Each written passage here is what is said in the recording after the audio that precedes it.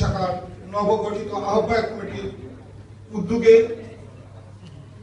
যুবদলের ৩৬তম প্রতিষ্ঠা বার্ষিকীর এই সভার সভাপতি দেওয়ান মুকাদ্দিম চৌধুরী নিয়াজ, আজকের এই সভার প্রধান অতিথি, প্রধান আকর্ষণ যুক্তরাজ্য বিএনপির সংগ্রামী সভাপতি জনাব শায়েস্তা চৌধুরী কুদ্দুস সাহেব, বিশেষ অতিথি যুক্তরাজ্য বিএনপির সাবেক সাধারণ সম্পাদক, সাবেক আহ্বায়ক জনাব এম এ মালেক সাহেব, বিশেষ অতিথি যুক্তরাজ্য বিএনপির সাবেক সাধারণ সম্পাদক, বিএনপির সিনিয়র ভাইস চেয়ারম্যান দেশনায়ক তারেক রহমান সাহেবের মানবাধিকার বিষয়ক অন্যতম উপদেষ্টা রেজিস্ট্রার এম এ সালাম সাহেব,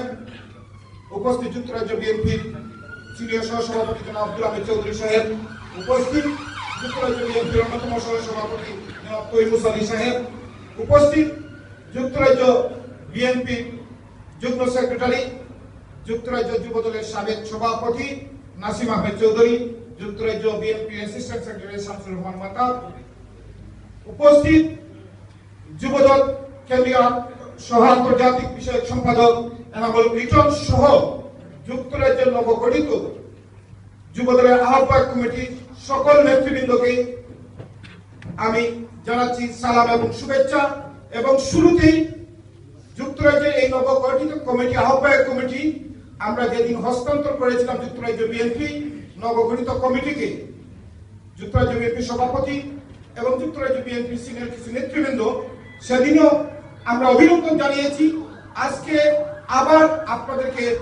অভিনন্দন জানাচ্ছি। নতুন এই আহ্বায়ক সহ আহ্বায়ক কমিটি সব মেম্বারদেরকে আজকে যুক্তরাজ্য বিএনপির পক্ষ থেকে এবং আমার ব্যক্তিগত পক্ষ থেকে অভিনন্দন জানাচ্ছি। সংগ্রামী সাথী বন্ধুরা, আজকে যদিও অফিসিয়ালি এই প্রথম যুক্তরাজ্য যুবদলের নতুন আহ্বায়ক কমিটি একটি মিটিং, এইখানে প্রথমে উপস্থিতি অনেকেই ছিলেন, এখন অনেকেই হয়তো ব্যস্ততার কারণে চলে গেছেন, তারপরেও কিছু বক্তব্য অত্যন্ত গুরুত্বপূর্ণ আমি প্রয়োজন বোধ করতেছিলাম, বলা দরকার ছিল, সবাই থাকলে হয়তো ভালো হতো। আজকে যুক্তরাজ্যের যে যুবদলের দায়িত্ব নিয়ে এসেছেন, আপনারা যারা যুবদল করেছেন,